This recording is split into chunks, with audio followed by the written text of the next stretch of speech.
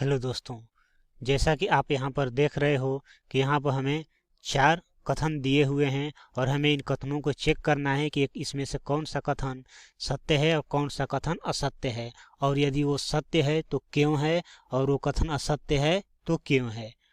तो यहाँ पर हम उसका जो भी आंसर देंगे एक स्पेसिफिक रीजन के साथ देंगे। तो यहाँ पर हम पहला देखते हैं। तो पहला क्वेश्चन है कि प्रत्येक अपरिमेय संख्या एक वास्तविक संख्या होती है। पहला क्वेश्चन दे रहा है कि जो प्रत्येक अपरिमेय संख्या होती है वो क्या होती है, एक वास्तविक संख्या होती है। तो हम इसमें ये बात क्या है, सत्य है। कैसे सत्य है हम अभी बता रहे हैं। पहला कथन है कि प्रत्येक अपरिमेय संख्या एक वास्तविक संख्या होती है। तो ये कथन क्या है, सत्य है। अब हम इस पर जिक्र करते हैं कि क्यों सत्य है। क्योंकि वास्तविक संख्या क्या होती है, तो जो वास्तविक संख्या होती है वो परिमेय संख्या और अपरिमेय संख्याओं का क्या होता है, समूह होता है। तो जब वास्तविक संख्या परिमेय और अपरिमेय संख्याओं का समूह हुआ तो उसमें तो अपरिमेय संख्या आ ही जाएगा। और क्वेश्चन में क्या पूछ रहा है कि प्रत्येक अपरिमेय संख्या एक वास्तविक संख्या होती है। तो ये बात सत्य है। क्यों? क्योंकि जो वास्तविक संख्या होती है वो परिमेय संख्या और अपरिमेय संख्याओं का क्या होता है, समूह होता है। इसलिए पहला कथन है हमारा वो क्या होगा, सत्य होगा। अब हम बात करते हैं दूसरा पर।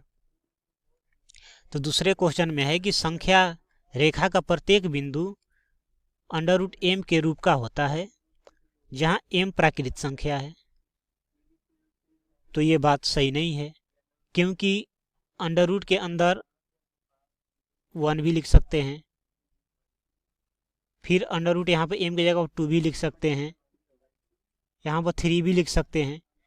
तो अगर हम m प्राकृत संख्या लिख रहे हैं तो ये तो सही है, वर्गमूल निकल जाएगा। लेकिन अगर अंडर के अंदर अगर हमने -3 रख दिया तो इस केस में क्या होगा, -3 जो है तो इसका जो हम संख्या का प्रत्येक बिंदु √m के रूप का होता है जहाँ m प्राकृत संख्या है। अब यहाँ पर हम क्या किए, -3 रख दिए तो इसका भी तो वर्गमूल आएगा कुछ ना कुछ।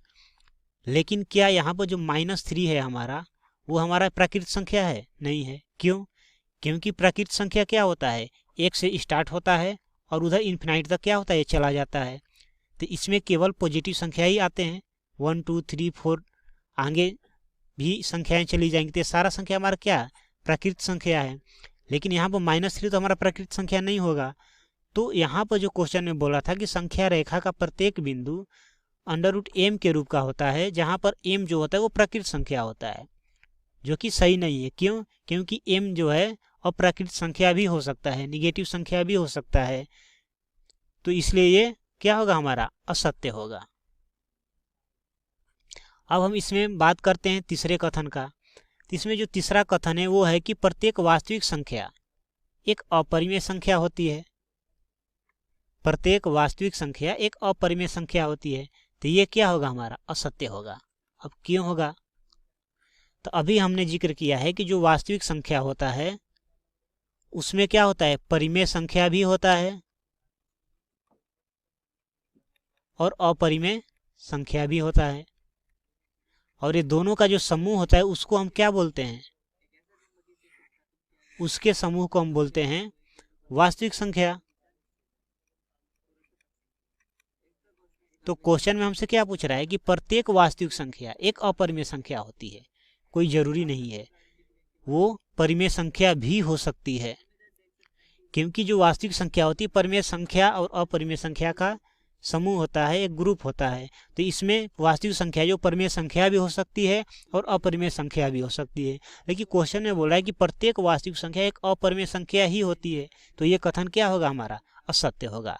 तो मैं उम्मीद करता हूँ कि ये क्वेश्चन आप सभी को बहुत अच्छी तरह से समझ में आया होगा। Thank you.